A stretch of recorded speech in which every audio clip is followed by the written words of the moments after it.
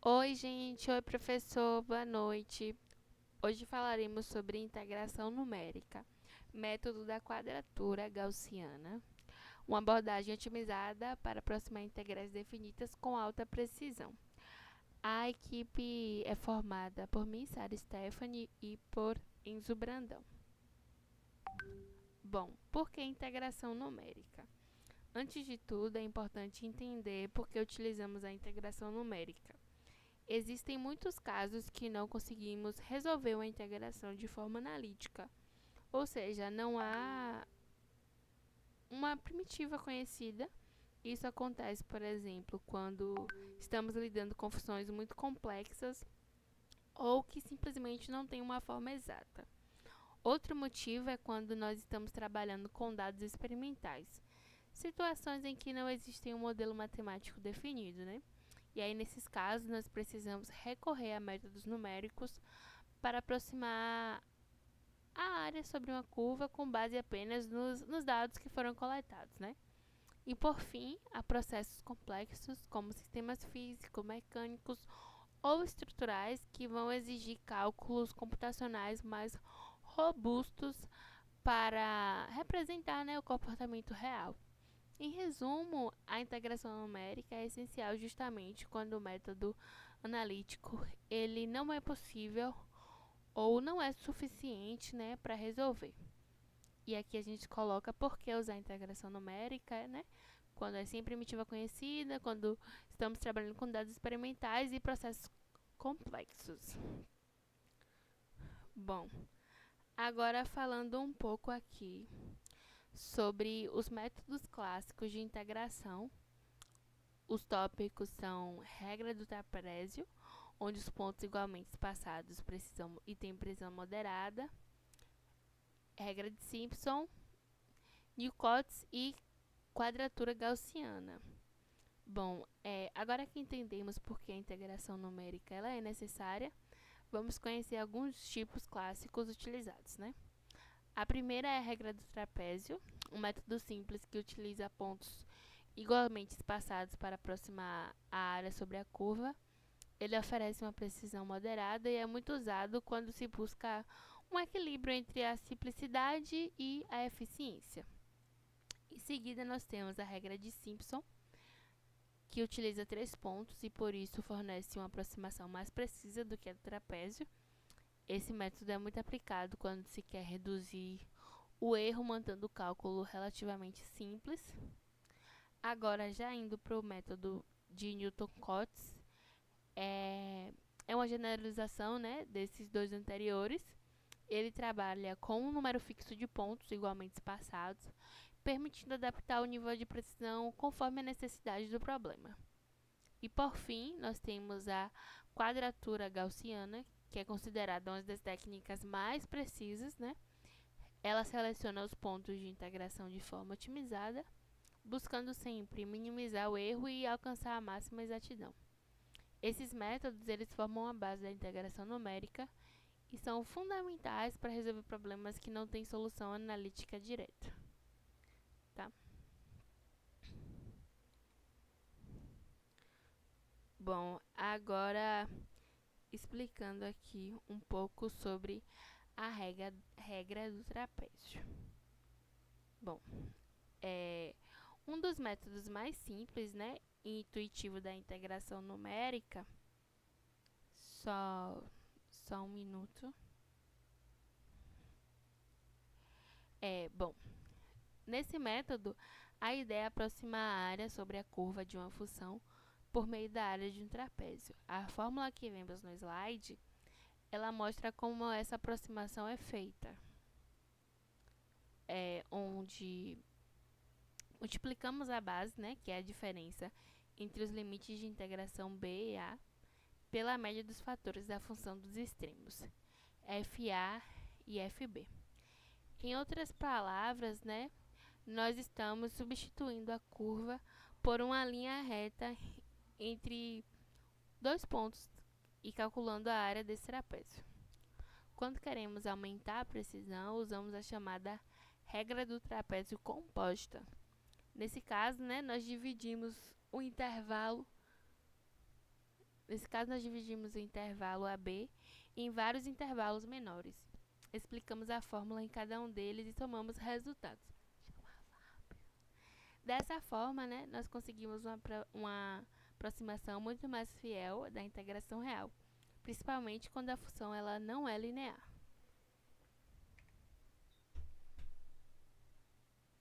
Bom, explicando agora a regra de Simpson, né, gente? Que também é muito importante. Ela é uma evolução da regra do trapézio. Enquanto no método do trapézio aproxima a área sobre a curva usando uma linha reta entre dois pontos, a regra de Simpson utiliza polinômios de segundo grau, tá? Ou seja, né, as parábolas para ajustar a curva da função. Essa abordagem, ela permite representar a forma real da função de maneira muito mais fiel do que a regra do trapézio, resultando em uma maior precisão do cálculo de integração. O método considera 3 pontos para o intervalo, né? Os dois extremos e um ponto no meio, o que ajuda a capturar melhor a curvatura da função. Com isso, o erro da aproximação ele diminui bastante quando comparado à regra do trapézio, tornando a regra de Simpson uma das técnicas mais eficientes e equilibradas entre a simplicidade e exatidão. Bom, explicando, né, agora mais detalhadamente a fórmula de Newton-Cotes, formam uma família de métodos de integração numérica que tem como objetivo aproximar uma função usando polinômios definidos em intervalos igualmente espaçados. Esses métodos, né, são utilizados quando já conhecemos os valores da função em pontos discretos e equidistantes, ou seja, distribuídos de forma regular. Podemos dizer que tanto a regra do trapézio quanto a regra do Simpson são casos específicos das fórmulas de Newton-Cotes. O trapézio usa um polinômio de primeiro grau, enquanto Simpson utiliza o de segundo grau. Em teoria, quanto maior o grau do polinômio, maior a precisão da aproximação da integral. No entanto, existe uma limitação importante. Quando usamos polinômios de grau muito alto, podem surgir oscilações e instabilidades numéricas, especialmente em intervalos grandes. Esse problema ele é conhecido como o fenômeno de Runge.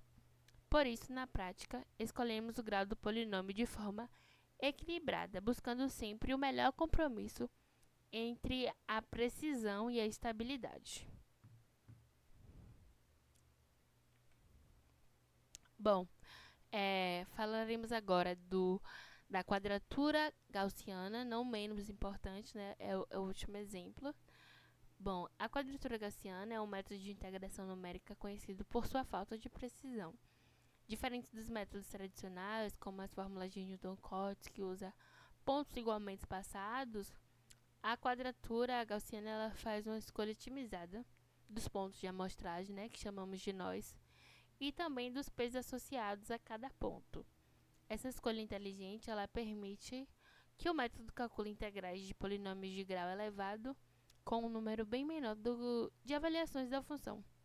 É como se o método soubesse exatamente quais são os melhores lugares na curva para medir, tornando o cálculo muito mais eficiente e preciso.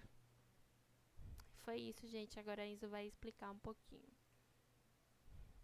Bom, vamos agora falar sobre o conceito de quadratura, que é um método para aproximar integrais usando uma soma ponderada de valores da função em pontos escolhidos. Como vocês podem ver, tem uns nós, que é o x1, pontos onde a função é calculada, tem uns pesos, que é o wi, que é valores que indicam a importância de cada ponto. Em resumo, em vez de integrar exatamente a quadratura, soma valores da função multiplicadas por peso para estimar a área sobre a curva. Pode passar. Bom, nesse slide existem dois tipos de quadraturas, que é o Newton-Cotes e gaussiana, mostrando como escolhe os pontos de cálculo de cada nó para aproximar uma integral. Em Newton, ele usa pontos igualmente espaçados no intervalo.